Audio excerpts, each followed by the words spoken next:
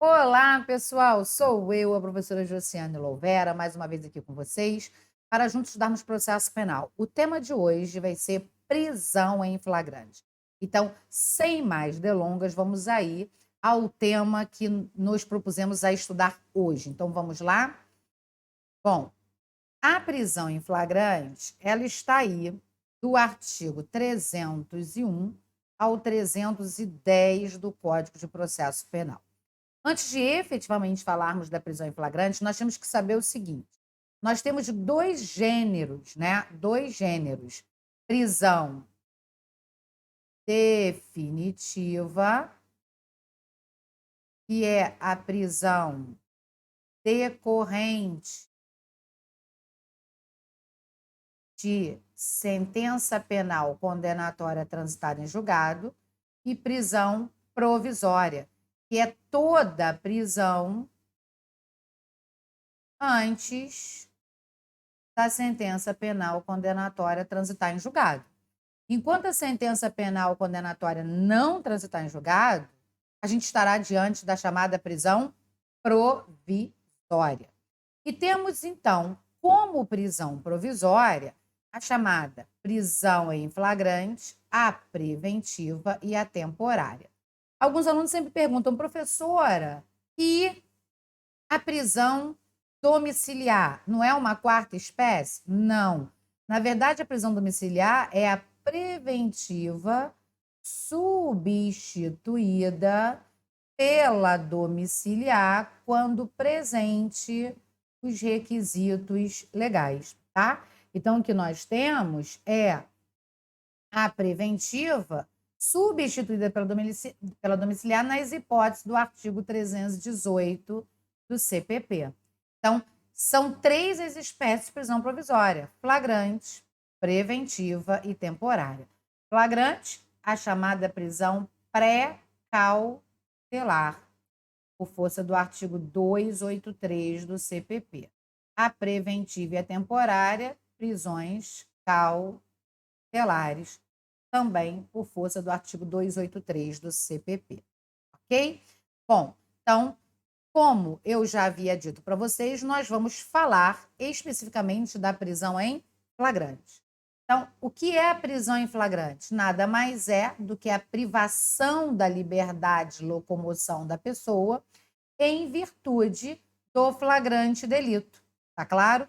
A prisão em si é a privação da liberdade de locomoção em virtude do flagrante ou mediante ordem escrita e fundamentada da autoridade judiciária competente, quando se tratar, por exemplo, da prisão preventiva e da temporária, né? Que nada mais é do que esse encarceramento do agente. Quando esse encarceramento é em razão de um flagrante, por ter sido a pessoa encontrada nas situações de flagrante de delito, a gente vai chamar de prisão em flagrante, ok? O artigo 283 do CPP, com a nova redação dada pela Lei 13.964 de 2019, ele vai dizer para a gente: ninguém poderá ser preso senão em razão do flagrante delito ou por ordem escrita e fundamentada da autoridade judiciária competente em decorrência de sentença condenatória transitada em julgado ou no curso da investigação do processo em virtude de prisão temporária ou domiciliar. Acontece que a redação do artigo 283 do CPP, ela foi alterada pela Lei 13.964 de 2019. Essa redação que nós estamos vendo no slide é a redação considerando a redação dada pela Lei 12.403 de 2011.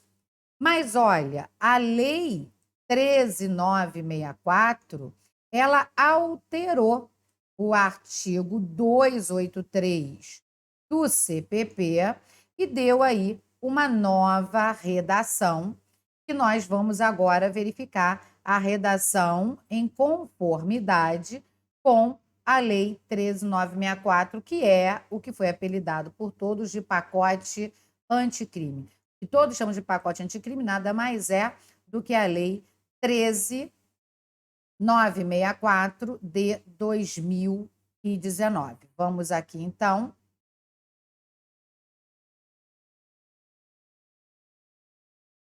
Ver esse dispositivo legal. Vou botar aqui para vocês.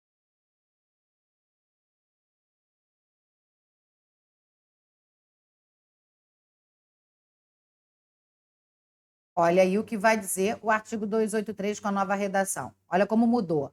Ninguém poderá ser preso senão em razão do flagrante delito ou por ordem fundamentada da autoridade judiciária competente em decorrência de prisão cautelar ou em virtude de condenação transitada em julgado. Então, veja como a redação está diferente. Então, a Lei 13.964 de 2019 mudou a redação do artigo 283 do CPP. Por que mudou? Porque ele agora vai dizer, ó, ou vai ser preso em flagrante delito ou por ordem escrita e fundamentada da autoridade judiciária competente em decorrência de prisão cautelar. Qual é a prisão cautelar? Prisão preventiva ou prisão temporária. Ao dar essa nova redação, o legislador fez com que agora você perceba que o flagrante delito é uma prisão pré-cautelar. Que o legislador separa, ó, ou vai ser preso em razão do flagrante ou por ordem escrita em decorrência de prisão cautelar. Então, significa que flagrante não é prisão cautelar, ok? Então, preventivo e temporário em virtude de condenação transitada em julgado, ok? Bom, visto isso, o que nós temos? A prisão em flagrante vai ser o cerceamento, a privação da liberdade de locomoção daquele que é surpreendido em situação de flagrante delito, independentemente de prévia autorização judicial. O artigo 5º, inciso 61 da Constituição vai dizer: ninguém será preso senão em flagrante delito ou por ordem escrita e fundamentada da autoridade judiciária competente, salvo nos casos de transgressão militar ou crime propriamente militar definidos em lei, ok? Bom, quando se tratar de flagrante delito, de acordo com o que a gente verifica na leitura do artigo 5º, 61 da Constituição e do artigo 283 do CPP, não há necessidade de ordem judicial. A prisão em flagrante é a única prisão que pode acontecer sem que haja ordem do juiz. De forma que, quando se fala em prisão em flagrante, é necessário que se verifique, que se pense o seguinte: não está se falando em necessidade de ordem judicial. Então, a autoridade vai violar o domicílio, se for necessário, de quem quer que seja, para capturar esse alguém em flagrante sem necessidade de ordem judicial. O flagrante vai autorizar essa violação do domicílio do agente, tá ok? Então, a prisão em flagrante, ela, quando confrontada com alguns direitos fundamentais, a gente vai perceber que ela se diferencia das demais prisões, porque ela vai violar direito fundamental de forma lícita, porque o flagrante vai legitimar essa violação sem necessidade de ordem judicial.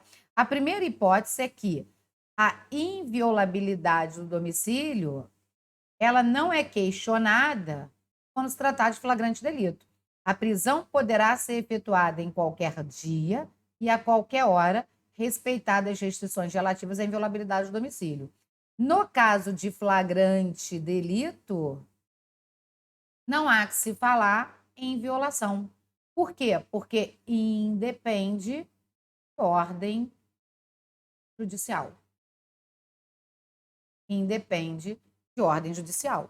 E o preso vai ter o direito de ser informado de todos os seus direitos quando preso em flagrante, no termo do artigo 5º, 63 da Constituição, e caso o autuado não informe o nome do seu advogado, será comunicada a sua prisão à Defensoria Pública. Então, será comunicada à Defensoria Pública a prisão em flagrante do agente no prazo de até 24 horas após a prisão. Ok? Isso se ele não informar o nome do advogado dele, ok? Bom, O artigo 284 do CPP, ele vai dizer para a gente: não será permitido o emprego de força quando da prisão cautelar, salvo a força indispensável ao caso de resistência ou de tentativa de fuga. Quando a gente fala aqui em emprego de força, inclui-se o uso das algemas, tá? Algema é emprego de uso de força. Então, ela só será possível quando indispensável a essa prisão. Se houver, ainda que por parte de terceiros, resistência, olha só, não precisa ser só por parte do preso. Se houver, ainda que por parte de terceiro, resistência à prisão, ainda que por parte de terceiro significa terceiro ou o próprio preso. Se resistir à prisão em flagrante, o executor e as pessoas que o auxiliarem poderão usar dos meios necessários para defender-se ou para vencer resistência. Do que tudo se lavrará auto subscrito também por duas testemunhas. Ou seja, quando fala em meios necessários, vai se pensar na força necessária para vencer a resistência. Ok? Bom, é vedado como uso de força a algema em mulheres grávidas durante os atos médicos hospitalares preparatórios para a realização do parto, durante o trabalho de parto, bem como durante o período de puerpério imediato, ou seja, logo após o parto. Então, Josiane, é vedado o emprego de algema em mulheres grávidas, gestantes? Não. É vedado o uso de algemas em mulheres grávidas durante o trabalho de parto, nos atos preparatórios para a realização do parto e durante o puerpério imediato, ok? Fique bem atento a isso. Se o executor da prisão, com segurança, verificar que a pessoa que deve ser presa se encontra em alguma casa, o morador será intimado a entregá-lo e, se não for obedecido imediatamente, o executor convocará duas testemunhas e entrará à força na casa. Se for no caso de flagrante, em se tratando de flagrante, se o executor da prisão em flagrante verificar com segurança que o agente que está em flagrante, ao fugir, entrou em alguma casa, o morador dessa casa será intimado a entregá-lo à vista da ordem de prisão que vai ser dada pela própria autoridade presente. Se não for obedecido imediatamente, o executor convocará duas testemunhas, sendo dia ou noite, no caso de flagrante delito, entrará à força na casa, arrombando as portas se preciso. Sendo noite, o executor, depois da intimação do morador, se não for atendido, para aguardar todas as saídas. Se for caso de flagrante, não precisa disso. Tornando a casa incomunicável, logo que amanheça, arrombará as portas. No caso de flagrante, não precisa esperar. Sendo noite, no caso de flagrante, o executor poderá ingressar no domicílio para prender em flagrante. Ok? O morador que se recusar a entregar o réu oculto em sua casa será levado à presença da autoridade. Por que será levado à presença da autoridade? Porque ele pode incidir no crime de favorecimento pessoal.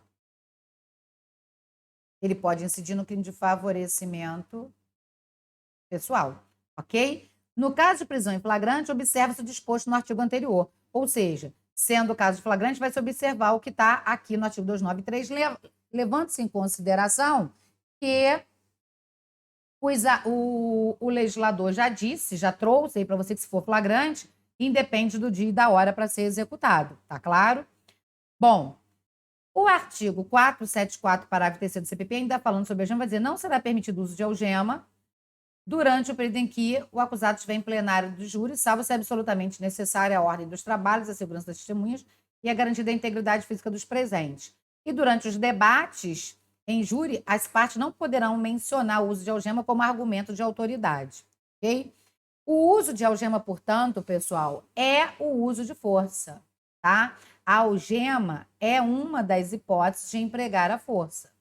E esse uso de algemas já era para ter sido regulamentado há muito tempo, já que a sua primeira previsão em lei foi no artigo 199 da Lei 7.210 de 84, tá? Só que essa regulamentação só veio 32 anos depois. O uso de algema foi regulamentado pelo Decreto 8858, de 26 de setembro de 2016. E o legislador deixou claro para a gente que, para usar a algema, precisava de regulamentação. Essa regulamentação veio muitos anos depois.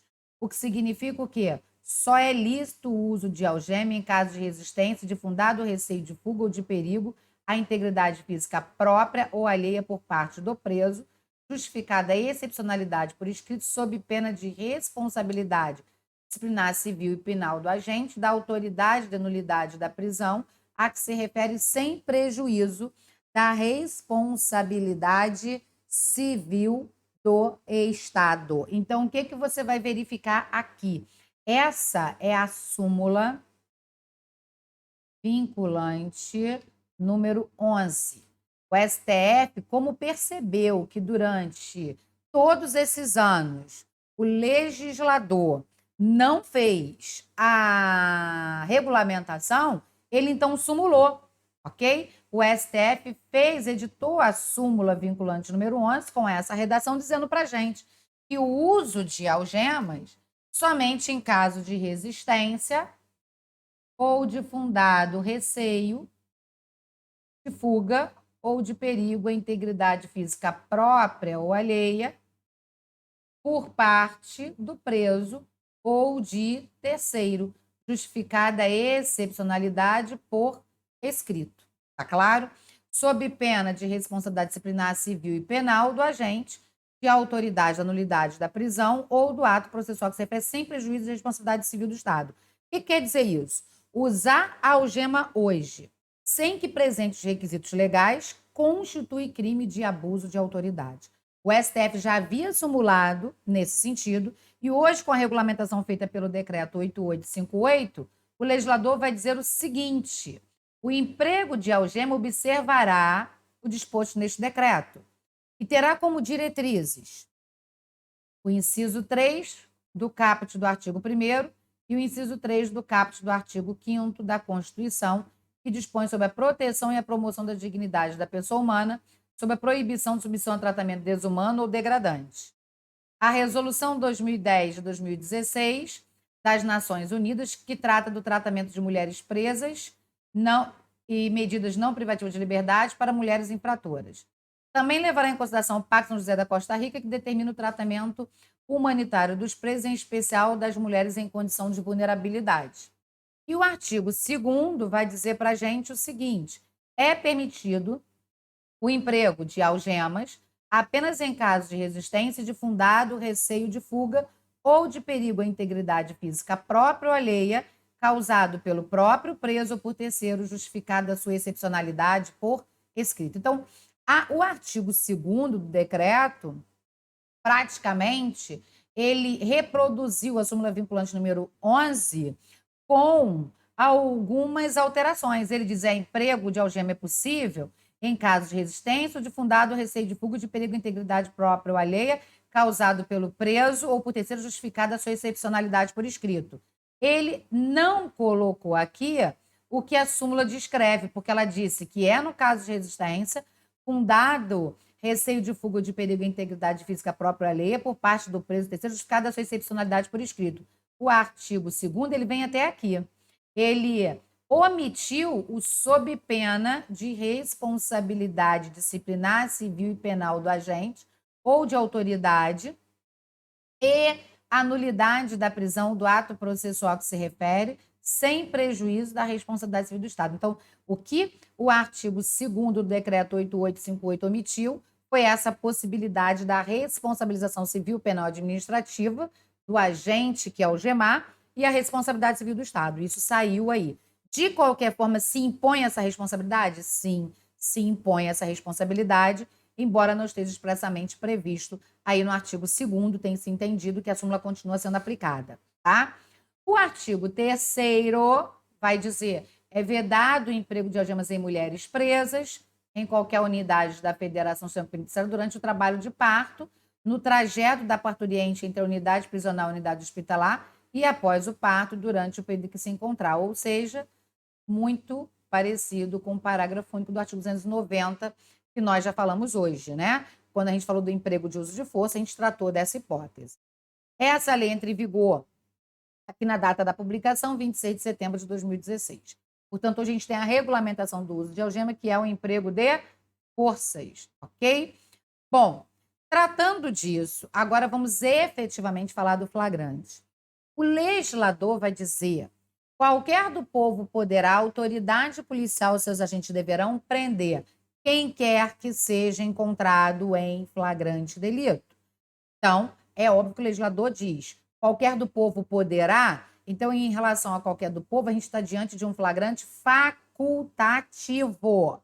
A autoridade policial e seus agentes deverão, flagrante obrigatório. Acontece que quando qualquer do povo ou autoridade policial e seus agentes prende quem quer que seja, nesse momento essa pessoa está sendo cerceada do seu direito de liberdade de locomoção. E aí, para que aquele que está prendendo não seja acusado de abuso de autoridade, no caso da autoridade, né? E no caso do particular, não seja acusado por estar privando a gente da liberdade de locomoção, quando se trata de qualquer do povo, ele vai estar amparado pela causa excludente de licitude, que é o exercício regular de um direito. Quando se trata da autoridade policial e seus agentes, ele vai estar amparado pela causa excludente de licitude, que é o estrito cumprimento do dever legal.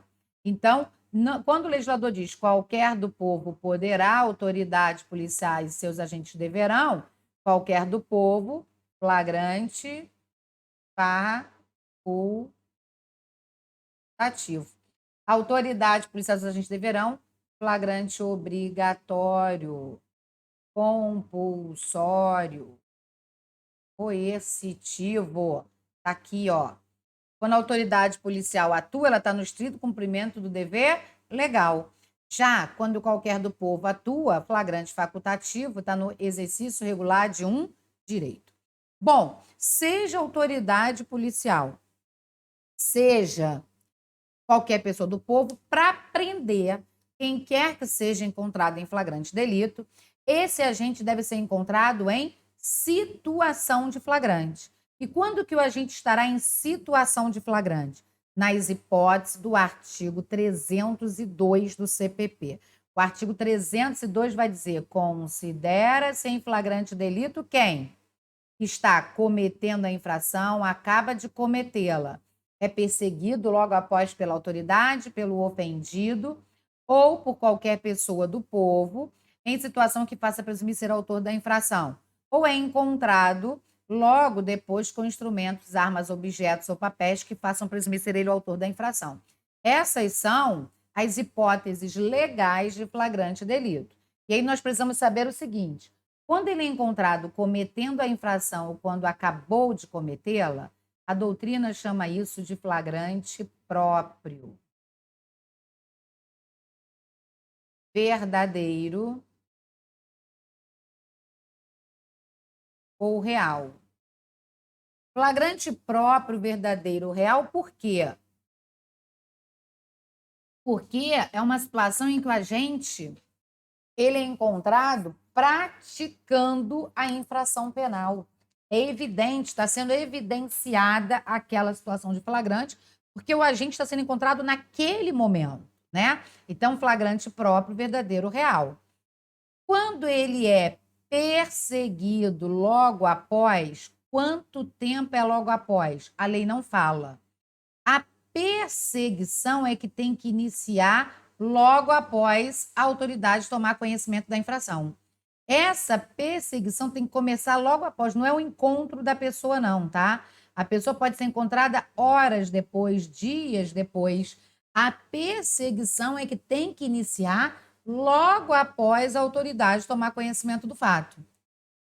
Quando a pessoa é perseguida, porque logo após a pessoa tomar conhecimento do fato iniciou-se a perseguição, a gente vai chamar isso de flagrante impróprio.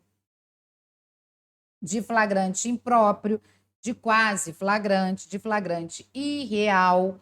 Então, aqui a gente vai ter, ó, flagrante impróprio ou quase flagrante ou flagrante irreal, ok? É quando a autoridade, o ofendido ou qualquer pessoa persegue o autor da infração logo após tomar conhecimento do fato. Então, vamos imaginar aqui o seguinte, olha, o João assaltou um banco. O banco foi assaltado. Os bandidos estavam aqui, ó, assaltando o banco. Aí eles assaltaram e fugiram. Fugiram. Entraram numa casa, por exemplo. Olha os bandidos aqui, entrando nessa casa. Estão dentro da casa. Ele, logo após a autoridade tomar conhecimento desse assalto, eles deram o alarme, a polícia chegou. A polícia chegou, obteve a informação de que quem assaltou foi João e Pedro, que fugiram naquela direção. A polícia perseguiu. Perseguiu e encontrou eles no dia seguinte dentro dessa casa aqui, escondido. Se essa perseguição foi ininterrupta, ele pode ser preso em flagrante, mesmo que passado horas depois. A doutrina vai dizer o seguinte: se a polícia chegou nessa casa durante o dia, pode entrar e prendê-los. Se a polícia chegou nessa casa à noite e essa casa é de um terceiro, não pode entrar sem que ele consinta, tem que esperar o dia amanhecer. É o que a doutrina fala, que a doutrina fala que só pode entrar na casa. A doutrina majoritária sustenta que só pode entrar na casa sendo flagrante próprio. Nos demais tem que esperar. Então, olha só o que a doutrina falou. Polícia chegou no banco. Chegou no banco, obteve informação de que foi o João e Pedro que assaltaram e fugiram naquela direção. A polícia foi atrás. Foi. Quando chegou e encontrou onde ele estava, viu que ele entrou numa casa. Aí, chegou nessa casa, bateu na porta, a pessoa é polícia, vim aqui buscar o Pedro e o João que assaltaram o banco agora.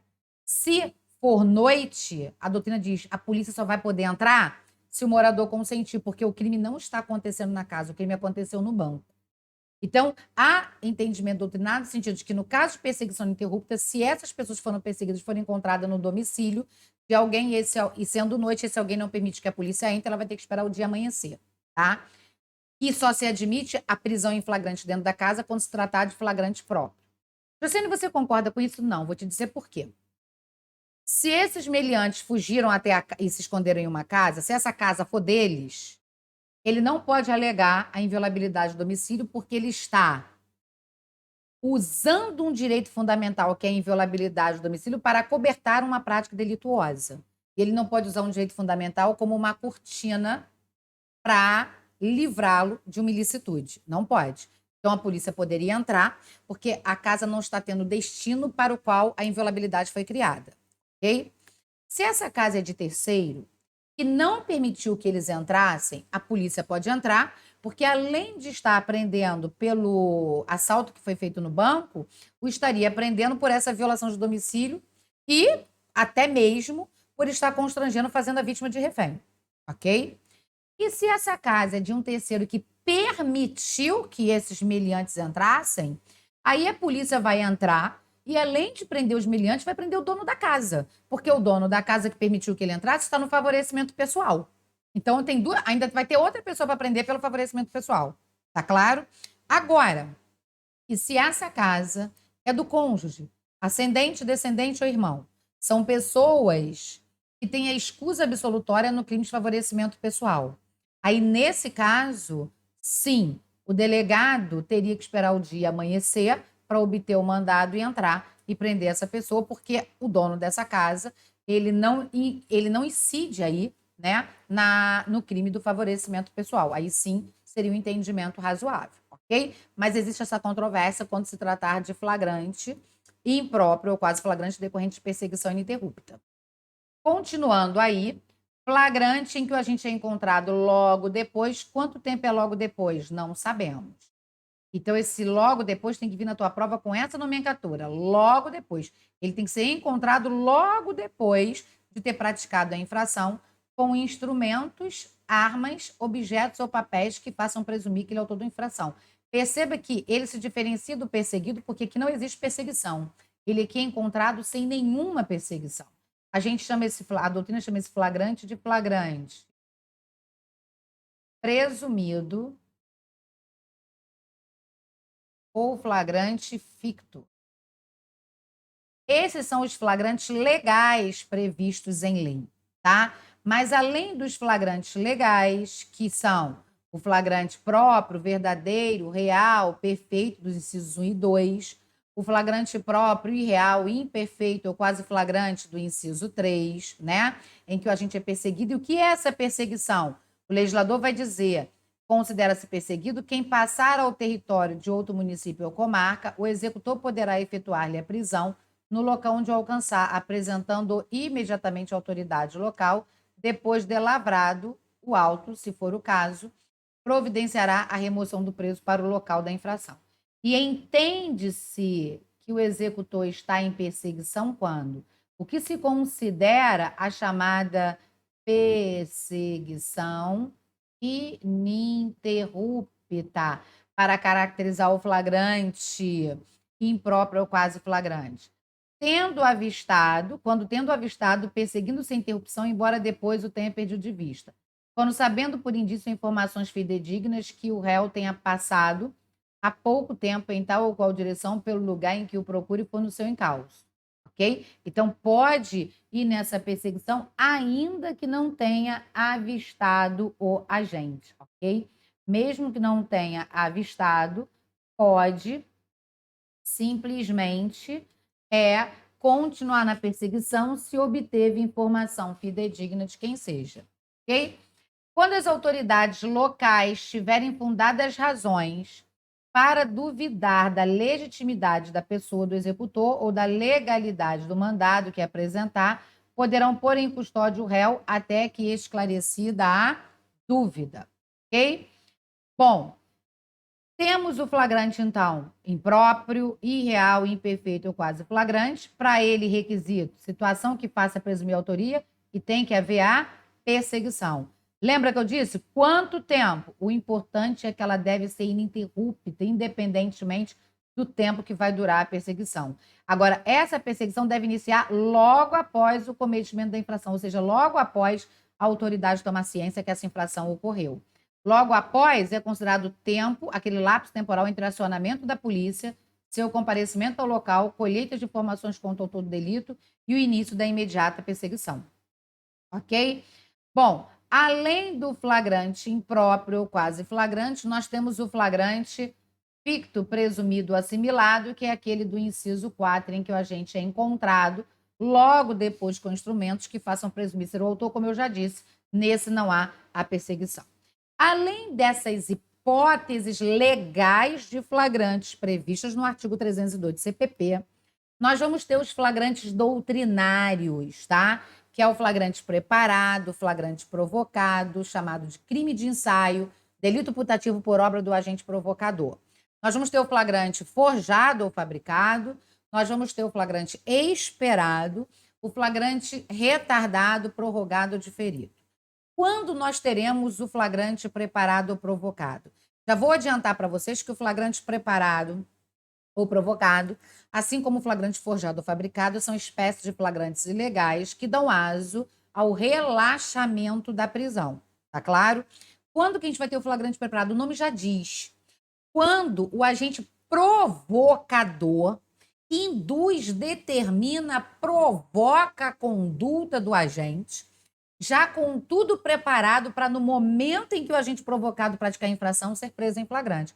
Então, por exemplo, eu sei que o João é ladrão de automóveis. E aí eu digo para ele assim: João, vamos roubar aquele carro ali comigo? Estou na vigia desse carro já há algum tempo, estou já de olho nele e hoje é o dia que dá tranquilo para a gente roubar. Ele diz para mim: pô, Josiane, não estou roubando mais não, porque agora estou estudando para concurso, não quero mais saber de me envolver com crime. Eu digo para ele: pô, cara, só dessa vez, eu tenho Já estou há um tempo atrás desse carro, estou querendo já pegar há algum tempo e hoje é o dia, é a possibilidade. Não quero rodar porque depois vou ter problema com a justiça. Não vai ter não, porque eu consigo aliviar sua barra. Só que, na verdade, o que ele não sabe é que eu sou uma policial disfarçada. E aí ele, tudo bem, cai na minha. Veja, eu provoquei, eu induzi, eu instiguei, eu determinei o comportamento. Eu sou a agente provocador. Ele agiu em razão da minha ação de provocar. Aí quando nós vamos lá para furtar o automóvel, para subtrair aquele automóvel, quando ele está com tudo preparado e ele entra para roubar o carro, eu digo, epa, preso em flagrante, polícia. Esse flagrante foi ou não foi preparado? Foi preparado por obra do agente provocador. Esse flagrante é válido? O STF vai dizer na súmula 145, não é válido. O STF ainda vai dizer mais, não há crime quando a preparação do flagrante pela polícia torna impossível a consumação do delito. Veja bem, ele nunca vai conseguir consumar essa infração. Porque quando eu o provoquei, eu já estava com tudo preparado para ele ser preso. Então, isso faz com que ele nem responda pela tentativa. O STF é claro em dizer que não há crime quando a obra do agente provocador. Tá claro?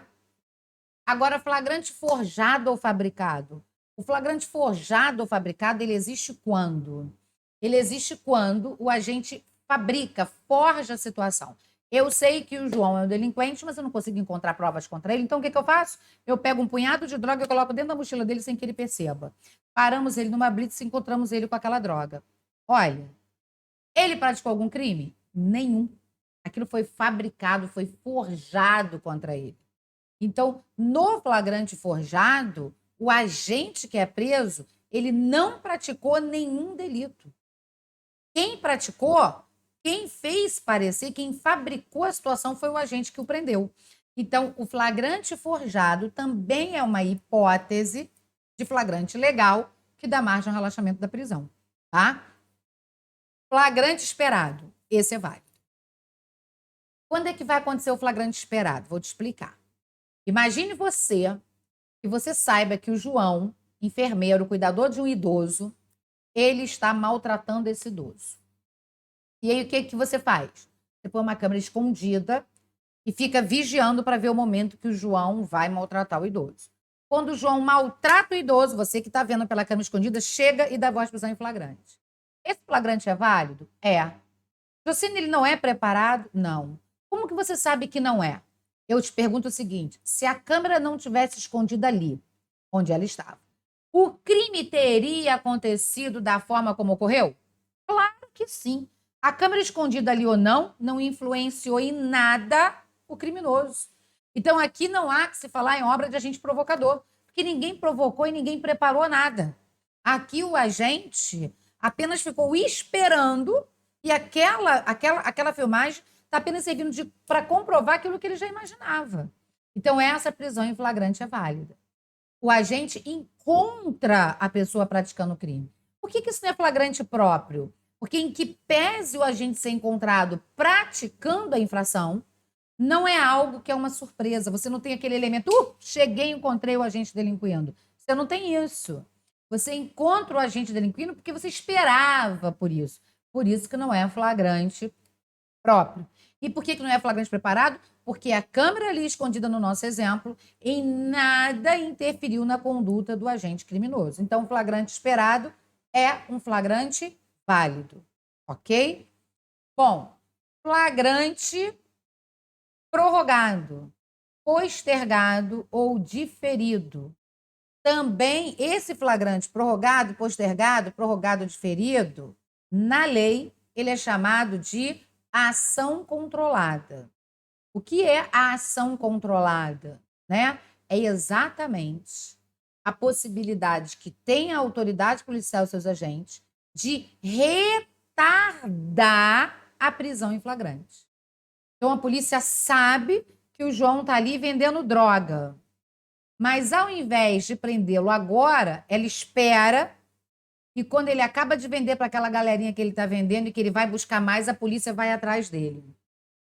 E aí a polícia encontra o local onde fica o depósito, as pessoas que fornecem, quem é que está mandando ele vender. Ou seja, a polícia aguarda o momento oportuno para prender o maior número de meliantes e apreender o maior número de provas.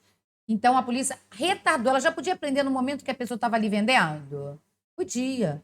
Mas se prender o João agora, daqui a 10 minutos vai estar o Pedro vendendo no lugar dele? Vai. Então, não adianta prender aquele que está vendendo. Tem que acabar com essa organização. Então, essa possibilidade que a polícia tem de retardar esse momento, de não atuar agora e atuar no momento mais oportuno, a lei chama de ação controlada. E a doutrina vai chamar de flagrante, retardado, prorrogado, postergado, diferido, ele é plenamente válido. A ação controlada, ela tem previsão legal no artigo 53 da Lei de Drogas, no artigo 3º e 8º da Lei 12.850 de 2013, que é a Lei de Organização Criminosa, e ela tem previsão no artigo 1º, parágrafo 6º, da Lei 9.613 de 97, que é a Lei de Lavagem de Capitais. Precisamos saber o seguinte: essa ação controlada na Lei de Drogas, ela precisa de prévia autorização judicial, com prévia manifestação do MP. Já a ação controlada na Lei de Organização Criminosa e na Lei de Lavagem de Capitais não precisa de prévia autorização judicial. Precisa tão somente que a autoridade policial comunique previamente ao juiz. Então, não é a autorização judicial, é a comunicação prévia ao juiz. Tá claro? Então, isso tem que ficar muito evidente para vocês. Olha aí. O flagrante, preparado, provocado, crime de ensaio, delito putativo, por obra do agente provocador. Eu já disse a vocês o que a súmula fala: não há crime quando a preparação do flagrante pela polícia torna o crime impossível. Então, esse flagrante é uma prisão ilegal e, portanto, dá margem ao relaxamento da prisão. Nos termos do artigo 310, inciso 1 do CPP e 565 da Constituição. Ok? Flagrante esperado, válido, prisão é legal. Flagrante forjado, ilegal, também vai dar margem ao relaxamento. Flagrante forjado, também chamado de flagrante fabricado. Flagrante prorrogado, postergado, diferido ou retardado é a chamada ação controlada, válido, né? Previsto na Lei 12.850, no artigo 3º e inciso 3, previsto no artigo 8º da Lei de Ação Controlada, previsto no artigo 53 da Lei 11.343, como eu já disse, aqui é mediante autorização judicial.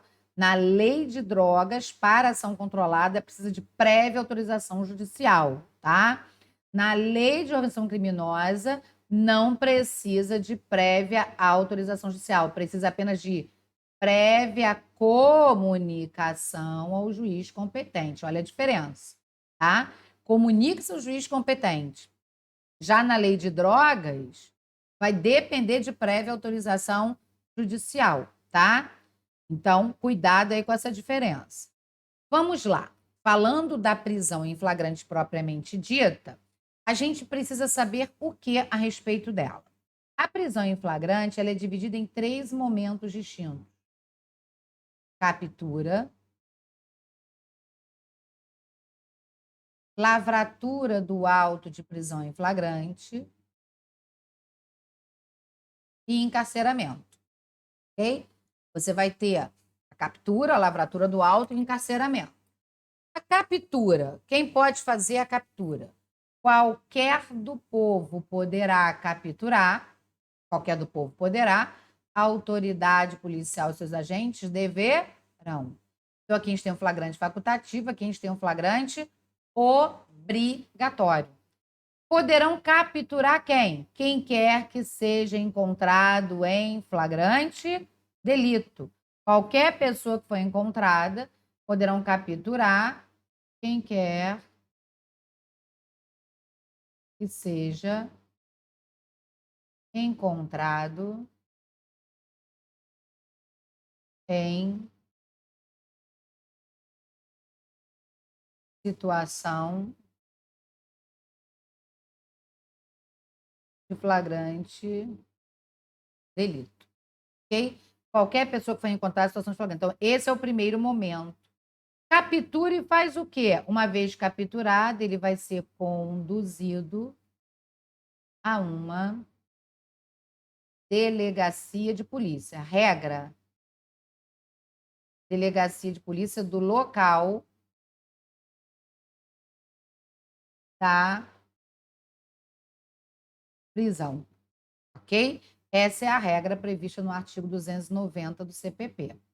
Ele vai ser conduzido à delegacia de polícia do local da prisão, para lá ele ser autuado em flagrante. Se não tiver delegado no local da prisão, aí a gente vai ter que conduzi-lo a do local mais próximo, tá ok? Então, a regra é que ele vai ser conduzido do local da prisão.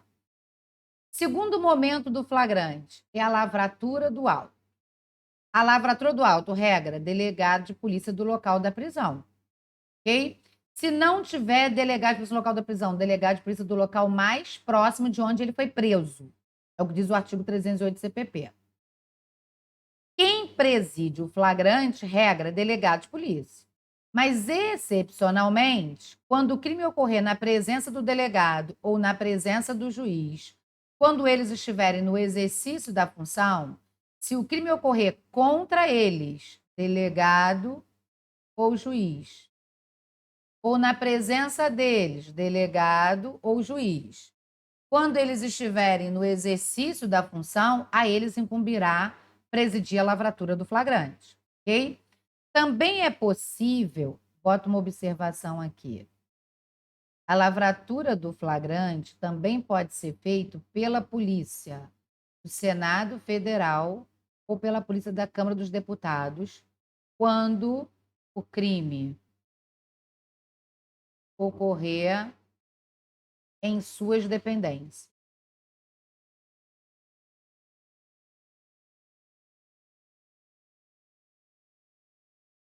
É o que diz a súmula 397 do STF.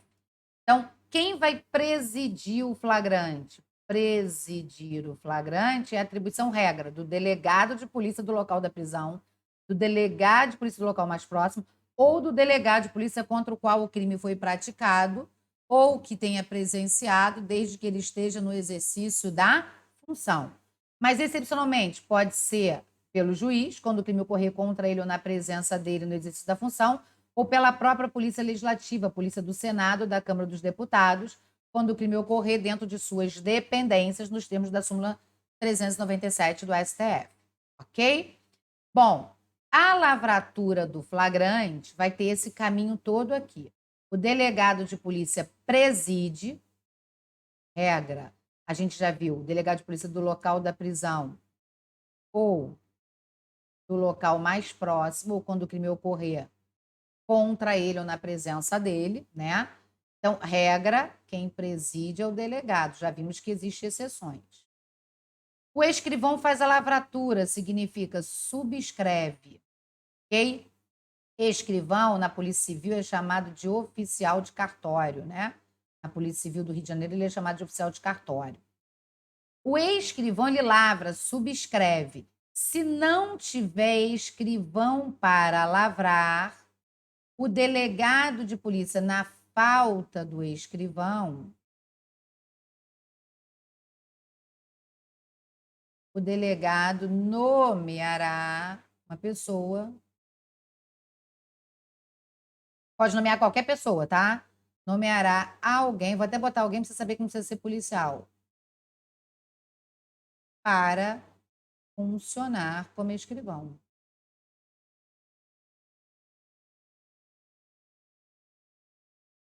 Esse alguém terá que prestar um termo de compromisso. Depois de prestado o termo de compromisso, vai funcionar como se fosse escrivão, tá? O primeiro ato a ser praticado na lavratura do flagrante é a oitiva do condutor, a liberação mediante recibo de entrega do preso. Então, a primeira coisa que vai ser feito é, vai ouvir o condutor e vai liberá-lo mediante recibo de entrega do preso.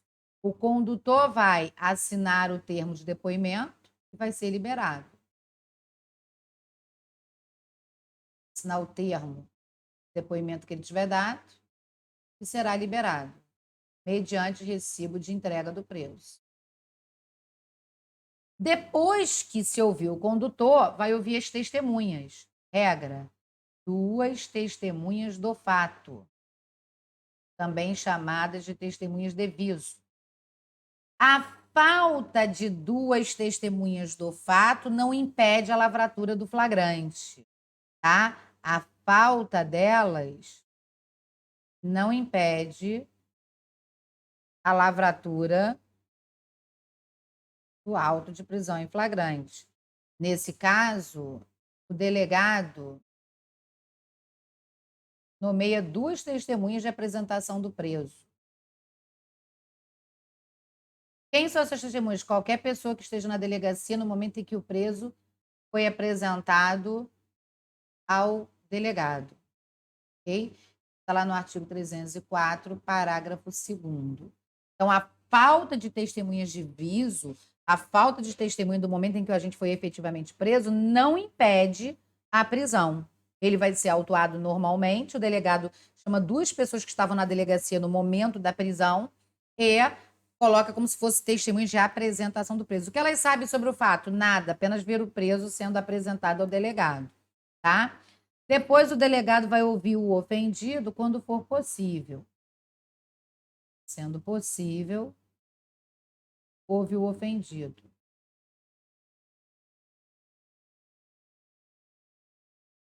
Vai ouvir o preso, que vai falar se quiser. Porque ele tem o direito constitucional de permanecer em silêncio. Falando ou não, é feito o termo de interrogatório, que o preso vai assinar o termo depoimento dele, se quiser, se souber, se puder. Se ele não quiser assinar, ele não assina e ninguém poderá obrigá-lo a assinar. Aí, nesse caso, o legislador diz que o delegado vai nomear 2 testemunhas de leitura do auto de prisão em flagrante para assinar por ele.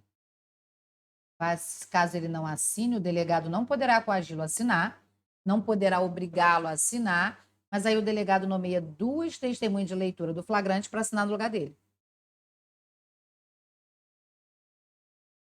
Aí, depois que o delegado ouve todo mundo, né, determina todas as diligências, o delegado, então, determina as providências e diligências necessárias para encerrar, né? Como, por exemplo, ele aqui requisita perícia, juntadas de documento, né? Aqui ele requisita perícia, ele junta documento, requisita informações, tudo que for necessário para concluir a lavratura do auto em flagrante. Concluiu, ele então vai decidir. Ele vai decidir se é o caso de mandar esse preso para o cárcere ou não, tá?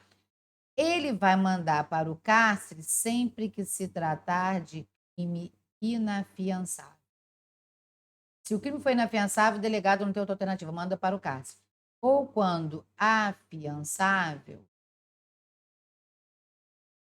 punido com pena privativa de liberdade superior a 4 anos. Porque, nesse caso, só o juiz pode soltar. Agora, ele vai autuar em flagrante e vai conceder liberdade provisória com fiança quando a infração for afiançável com pena privativa de liberdade não superior a 4 anos, ou seja, até 4 anos, ok? Antes até do delegado concluir tudo isso, uma das diligências que o delegado vai fazer nessa determinar e providenciar diligências necessárias, ele vai verificar se o preso tem filhos menores ou com deficiência. E quem é o responsável por esses filhos? É o que diz o artigo 304, parágrafo 4º, tá?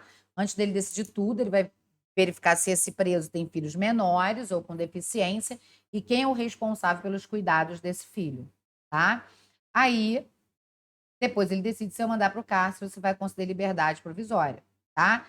Se ele mandar para o cárcere, ele vai ter que tomar as seguintes providências. Bom, primeiro, para mandar para o cárcere, o crime é inafiançável. Quando que o crime é inafiançável? Nas hipóteses do artigo 323 e 324 do Código de Processo Penal. Quando que uma infração penal é inafiançável? Não cabe fiança. Então, vamos lá. Não cabe fiança quando a gente está diante do crime de racismo. Quando a gente está diante do crime de tortura, terrorismo, tráfico de drogas, os crimes hediondos e a ação de grupo armado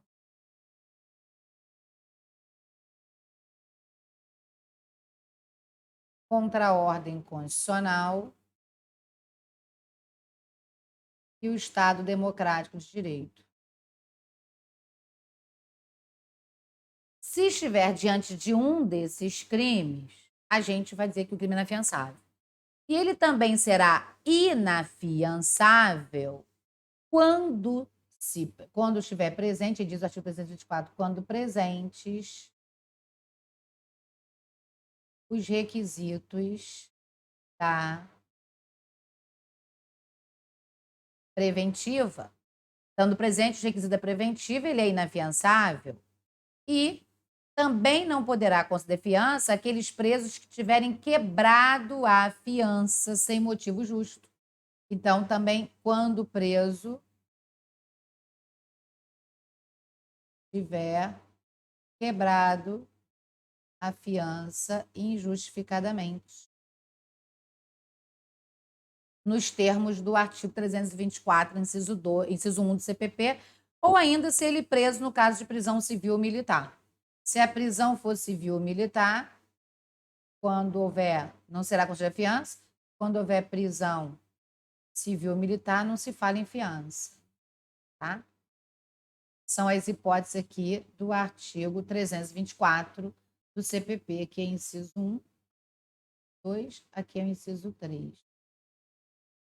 Então, estando diante dessas hipóteses, é inafiançável, não admite fiança. E quando é fiançável punido com pena privativa de liberdade superior a 4 anos, somente o juiz pode liberar.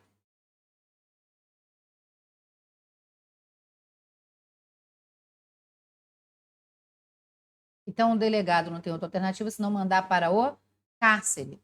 E aí o artigo 304, parágrafo 1º, vai dizer: resultando das respostas fundadas, suspeita contra o conduzido, a autoridade mandará recolhê-lo ao cárcere, exceto no caso de livrar-se solto ou de prestar fiança. Para prestar fiança, o crime tem que ser afiançável com pena não superior a 4 anos, que aí o delegado pode arbitrar fiança. Livrar-se solto é o crime punido com pena não privativa de liberdade. Aí o delegado solta na hora, né? E prosseguirá nos autos do inquérito, se for competente, se não for, encaminhará a autoridade que o seja. Se ele mandar para o cárcere, ele tem que tomar algumas providências. Que providências são essas? Mandou para o cárcere, a pessoa está encarcerada. Aí o delegado tem que tomar as providências previstas no artigo 306 do CPP. Que providências são essas? Comunicar imediatamente ao juiz, ao MP, ao familiar, ou qualquer outra pessoa indicada pelo preso. Se não comunicar, constitui crime de abuso de autoridade. A falta dessa comunicação constitui abuso de autoridade. E detalhe, a lei fala comunicar imediatamente. OBS aqui. STF e STJ vão dizer que esse imediatamente é em até 24 horas. Mas para responder isso na prova, a questão tem que falar segundo o STF, segundo o STJ. Tá claro? E vai comunicar imediatamente ao juiz, ao MP e ao familiar do preso. Ok? E em até 20... Aí aqui é a lei. Isso aqui está lá no 306, caput. Aí o 306, parágrafo 1º, vai dizer que tem que encaminhar a cópia ao juiz e tem que encaminhar a cópia à Defensoria Pública. E o 306, parágrafo 2º, vai dizer que tem que mandar nota de culpa para o preso. Então, o legislador vai dizer em até 24 horas. Olha como é que o legislador fala diferente. Olha a diferença. Se o legislador quisesse que aqui fosse no prazo de 24 horas, ele não precisava ter dito imediatamente, ele diria o que ele disse no parágrafo. Em até 24 horas, ele tem que encaminhar os autos ao juiz, porque o juiz vai fazer o quê? O juízo de legalidade da prisão em flagrante. E vai encaminhar nota de culpa ao preso. É o recibo com os motivos da prisão, com o nome da autoridade que o prendeu. E vai encaminhar à Defensoria Pública cópia se o preso não tiver advogado. Só se o preso não tiver advogado. Se o preso tiver advogado, não precisa encaminhar cópia do auto de prisão em flagrante, cópia dos autos à Defensoria Pública. Se ele tiver advogado, não precisa, é só se ele não tiver, tá ok? Então, quais as providências o delegado deve tomar quando prende alguém em flagrante? Comunicar imediatamente ao juiz, ao MP, ao familiar ou qualquer outra pessoa indicada pelo preso, encaminhar os autos ao juiz, encaminhar a nota de culpa se o preso, encaminhar a nota de culpa ao preso com os motivos da prisão e encaminhar cópia do auto em flagrante à defensoria se o preso não tiver advogado, ok? Bom, continuando aí. O que nós vamos verificar? Comunica essa prisão ao juiz para que o juiz determine o quê? A chamada audiência de custódia. Ou, nessa audiência, o juiz vai verificar se é o caso de relaxar a prisão, se é o caso de converter em preventiva, se é o caso de conceder liberdade. Então, o delegado faz o auto em flagrante, encaminha o juiz competente no prazo de até 24 horas. Ao receber o auto de prisão em flagrante, o juiz deverá fundamentadamente decidir se é o caso de relaxar a prisão ilegal, 5º inciso 65 da Constituição. Detalhe, tá? Um detalhe muito que eu vou colocar aqui para vocês. Hoje, o artigo 310, ele sofreu alteração pela lei 13.964 de 2019, tá? Então, ele sofreu alteração pela lei 13.964 de 2019, nós vamos colocar agora aí no nosso material para você entender o seguinte. Significa dizer que hoje o juiz ele precisa determinar a audiência de custódia, tá? Então, após receber o auto de prisão em flagrante, hoje o juiz é obrigado a determinar a chamada audiência de custódia. E é nessa audiência de custódia, com a presença da defesa, com a presença da acusação, a acusação nem tanto que não vai ser acusação agora, mas com a presença do MP, né, é que o juiz, então, vai decidir se é ou não o caso de relaxar a prisão de conceder liberdade provisória, tá? Ou de converter em prisão preventiva. O juiz vai analisar isso agora, na audiência, que é a chamada audiência de custódia, conforme prevê a nova redação do artigo 310, que eu estou colocando aqui no nosso material agora. Você vai verificar como é feita. Olha, estamos aí com ela, com essa nova redação. Deixa eu colocar aí para vocês. Ó, olha o que nós temos. Ao receber o auto de prisão em flagrante, olha a nova redação. No prazo máximo de até 24 horas, após a realização da prisão, o juiz deverá promover audiência de custódia, com a presença do acusado, na verdade é do preso, do seu advogado constituído, ou da defensoria pública que vai ser nomeado, caso ele não tenha advogado constituído, e do membro do MP. E nessa audiência de custódia, que é uma audiência de apresentação do preso, o juiz deverá fundamentadamente, olha aí, na audiência, que o juiz vai determinar nesse prazo de 24 horas, o juiz vai decidir se relaxa a prisão ilegal, nos termos do artigo 5º, inciso 65 da Constituição. Se a prisão foi ilegal, ele tem que relaxar. Ele pode relaxar de ofício ou a requerimento das partes. O próprio preso, da própria acusação, né? Ele pode converter a prisão em flagrante em prisão preventiva. Não pode converter de ofício. Precisa ser provocado. Não pode converter de ofício. Ok? Ele pode converter a prisão em flagrante preventiva quando presente os requisitos constantes do artigo 312 ou se revelar inadequadas, ou esse revelar inadequadas e suficientes as medidas cautelares. Por quê? Ele deve preferir, no lugar de converter a prisão em flagrante preventiva, ele deve preferir impor uma medida cautelar. Só se não couber a medida cautelar é que ele deve, então, converter em prisão preventiva, tá? Então, ele só vai converter em preventiva se não couber a medida cautelar. Se couber a medida cautelar, ele impõe medida cautelar diversa da prisão.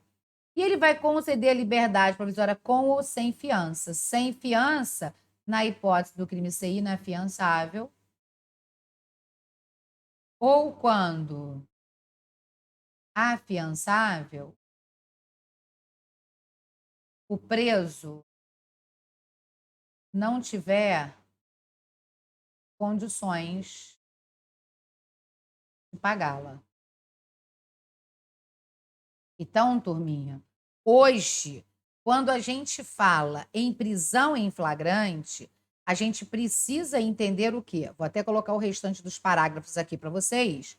Quando a gente fala em prisão em flagrante, a gente precisa saber que o delegado de polícia lavra o auto de prisão em flagrante, encaminha esse auto no prazo de até 24 horas ao juiz competente, e o juiz competente, ao receber o auto de prisão em flagrante, no prazo de até 24 horas, o juiz competente vai determinar a audiência de custódia. Claro, é assim que vai funcionar. Nessa audiência de custódia, deverão estar presentes o juiz, o membro do MP, o preso e o advogado do preso. Se o preso não tiver constituído advogado, o juiz, então, nomeará para participar dessa audiência um defensor público. O que não pode é ter a audiência de custódia sem a presença de um defensor público nessa audiência. Tá claro? Então, tem que ter aí a presença de um defensor público de qualquer jeito, tá? Então, feita a lavratura do flagrante, o que o juiz faz? Vai determinar a audiência de custódia. Nessa audiência vai relaxar a prisão ilegal, converter a prisão em flagrante em preventiva ou impor medidas cautelares diversas da prisão ou conceder liberdade provisória com ou sem fiança, ok? E vai, olha aqui no parágrafo 1º do artigo 310. Se o juiz verificar pelo auto de prisão em flagrante que o agente praticou o fato em qualquer das condições constantes do artigo 23, ou seja, se o juiz verificar que o agente praticou o fato amparado em causa excludente de ilicitude. Porque o que está no artigo 23 do Código? O estado de necessidade, a legítima defesa, o estrito cumprimento do dever legal, o exercício regular de direito. É isso que está lá no artigo 23. Aí, se o juiz verifica que o agente praticou o crime amparado em uma dessas causas, ele poderá fundamentadamente conceder ao acusado liberdade provisória, tá? Sem fiança, ele está amparado em causa de ilicitude, mediante termo de comparecimento obrigatório a todos os atos processuais sob pena de revogação. Ok? Parágrafo 2º. Se o juiz verificar que o agente é reincidente ou que integra organização criminosa armada ou milícia ou que porta arma de fogo de uso restrito, deverá denegar liberdades provisórias com ou sem medidas cautelares. Por que ele deverá denegar? Porque se ele é reincidente e integra organização criminosa armada ou milícia e porta arma de fogo de uso restrito, estão presentes, porque nesse caso estarão presentes os requisitos para a preventiva. Estão lá no artigo 312 e 313 do CPP. Os requisitos estando presentes, o juiz não pode conceder liberdade com ou sem fiança. Pode impor a prisão preventiva. Deverá denegar a liberdade provisória, né? Não vai conceder liberdade provisória, vai manter a prisão com ou sem medidas cautelares. Por que ele diz com ou sem medidas cautelares? Porque ele pode, por exemplo, substituir a prisão preventiva pela domiciliar, e a domiciliar, ela pode, no caso de substituição,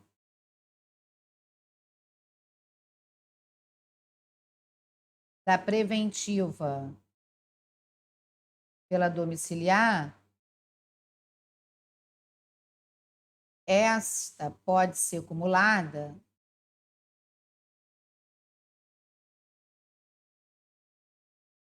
com as medidas cautelares pessoais diversas da prisão. Está lá no artigo 308b do CPP. Okay? A prisão preventiva por si só não pode, mas se ele substituir pela prisão domiciliar, pode acumular com as medidas cautelares diversas da prisão. Tá? Parágrafo 3º. A autoridade que deu causa sem motivação idônea não realização da audiência de custódia no prazo estabelecido responderá administrativa, civil e penalmente. Ou seja, não determinar a audiência de custódia no prazo caracteriza abuso de autoridade. Seja, caracteriza crime de abuso de autoridade. Como caracteriza o abuso de autoridade? Porque tinha que ter determinado e não fez dentro do prazo, então pode responder civil, penal e administrativamente, tá?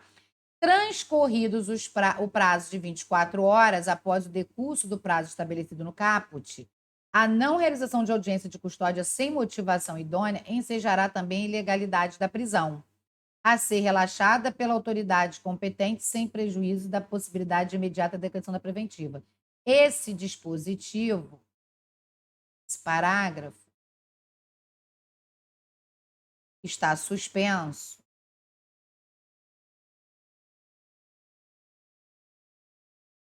pelo STF desde 22 de janeiro de 2020, aguardando a ação de constitucionalidade ser julgada. Aguardando o julgamento da ADIM. Tá? Então, o parágrafo 4º, ele não está sendo aplicado, porque ele está suspenso, tendo em vista que tem uma ação de inconstitucionalidade para tratar de alguns dispositivos que foram inseridos no CPP pela Lei 13.964, que é o pacote anticrime. Isso aconteceu com o juiz de garantias, lá do artigo 3º-A e seguinte. Isso aconteceu com o parágrafo 4º do artigo 310. Isso aconteceu com o parágrafo 5º do artigo 157. Isso aconteceu com o artigo 28 do CPP, que é nada mais nada menos que a nova redação da possibilidade de determinar o arquivamento. A gente sabe que, com a nova possibilidade prevista no artigo, com a nova possibilidade prevista no artigo 28 do CPP, o arquivamento do inquérito seria determinado pelo próprio Ministério Público. Porém, não está sendo ainda determinado pelo próprio membro do Ministério Público, porque esse dispositivo ainda não entrou em vigor, ele foi suspenso por decisão do STF. Então, estão suspensos, só para você colocar aí no seu material, estão suspensos o artigo 28, o artigo 3º-A e seguinte, que é juiz de garantia, 157, parágrafo 5º, e 310, parágrafo 4º. Ok?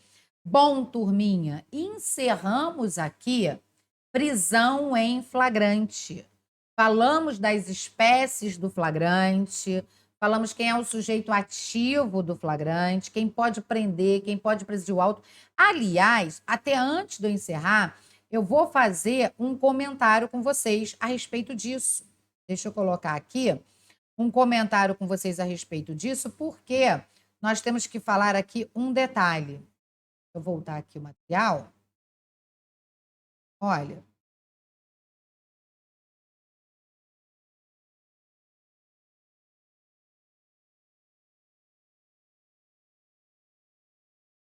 Tá aí para vocês. Qualquer do povo poderá prender quem quer que seja encontrado em flagrante delito, ok? Qualquer do povo pode prender quem quer que seja encontrado em flagrante delito. E quem pode ser preso?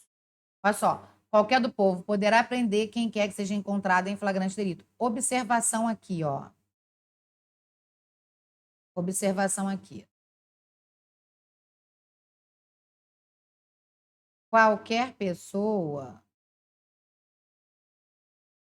pode ser capturada em flagrante delito. Mas nem todas as pessoas capturadas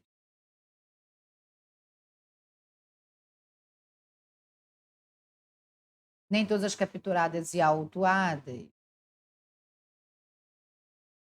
poderão ser encarceradas em razão do flagrante.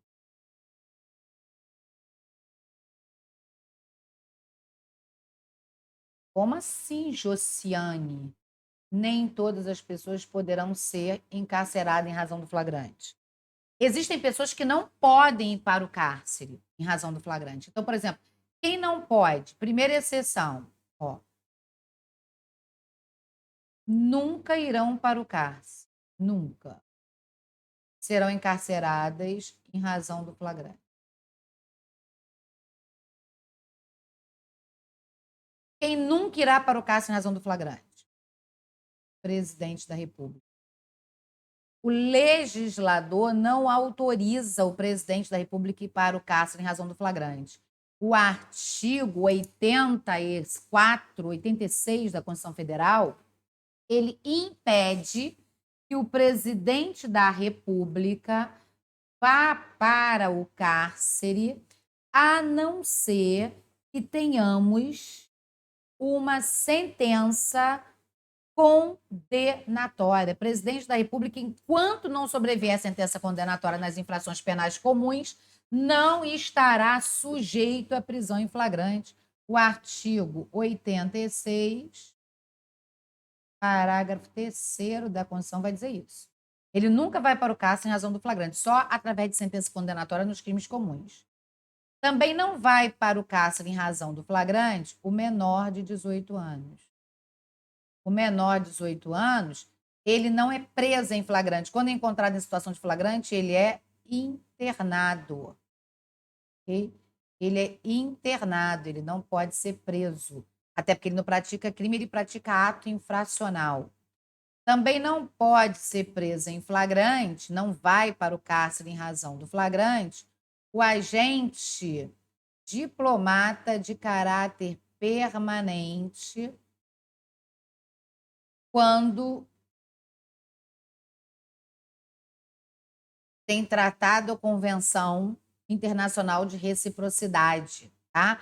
O diplomata internacional de caráter permanente quando tem tratado ou convenção internacional de reciprocidade. Também não vai para o cárcere o agente que presta socorro em acidente de trânsito.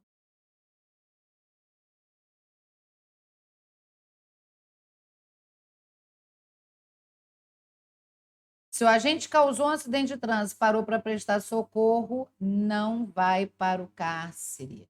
Artigo 301 do Código de Trânsito Nacional, ok? CTB, Código de Trânsito Brasileiro. Vou até botar CTB aqui, ó. Agente que prestou acidente de trânsito não vai para o cárcere, em flagrante, tá? E o agente que se apresenta voluntariamente, aquele que tem apresentação voluntária, por que quem se apresenta voluntariamente não vai para o cárcere? Motivo muito simples. Ora, se ele se apresentou voluntariamente, ele não foi encontrado em situação de flagrante. Para ser preso em flagrante, ele tem que ser encontrado em situação de flagrante. Se ele se apresentou voluntariamente, não foi encontrado, né? Segunda exceção, pessoas que só irão para o cárcere se o crime for inafiançável. Quem são elas? O juiz, o MP, senador e o deputado federal, deputado estadual. Esses só irão para o cárcere se for preso em flagrante por crime inafiançável. Se eles forem presos em flagrante por crimes afiançáveis, não irão para o cárcere. Então, olha só, toda e qualquer pessoa pode ser capturada em razão do flagrante delito. Toda e qualquer pessoa pode ser capturada em razão do flagrante. Encontrei o Papa matando alguém, vou capturá-lo. Não pode deixar. Encontrei o presidente da República matando alguém, vou capturá-lo. Ele está em flagrante. Vou capturar e vou autuar. Mas posso mantê-lo preso? Não vou poder manter preso em flagrante delito em nenhuma hipótese. Presidente da República, menor de 18 anos, menor de 18 anos quando fica porque praticou ato infracional análogo ao crime com violência ou grave ameaça à pessoa, ele é internado, não é preso. Então não se lavra auto de prisão em flagrante quanto o menor. Se lavra-se auto de apreensão, tá? O menor não pode ser preso. O agente que se apresenta voluntariamente não, porque para ser preso em flagrante eu tenho que ser encontrado. Se eu me apresentei, eu não fui encontrado em situação de flagrante. Também não será preso em flagrante o diplomata estrangeiro de caráter permanente, desde que haja tratado ou convenção internacional de reciprocidade, e o agente que pratica infração de trânsito, mas que para prestar socorro. Ainda que a vítima venha a falecer, ele não poderá ser preso em flagrante, tá? De jeito algum. Agora, não será preso em flagrante, somente será preso em flagrante, somente poderá ir para o cárcere em flagrante se o crime for inafiançável. Quem são esses? Senadores, deputados federais, deputados estaduais, juízes e membros do MP. Esses só irão para o cárcere se estiver diante de um crime inafiançável. E temos uma exceção para o advogado. O advogado, se praticar um crime no exercício da profissão, compatível com o exercício da profissão, e esse crime for afiançável, ele também não pode ir para o cárcere. Então, vamos imaginar que o advogado, na defesa do interesse do seu cliente, ele acabe manifestando-se de forma que a outra parte sinta-se caluniada, difamada, são crimes afiançáveis. Como ele o praticou no exercício da função, ele não pode ser preso em flagrante, tá? Não poderá ser preso em flagrante, tem essa peculiaridade para o advogado, não é em qualquer crime afiançável, não. Somente nos crimes afiançáveis que guardam relação com a função, é o artigo 7º, parágrafo 3º da Lei 8.906 de 94.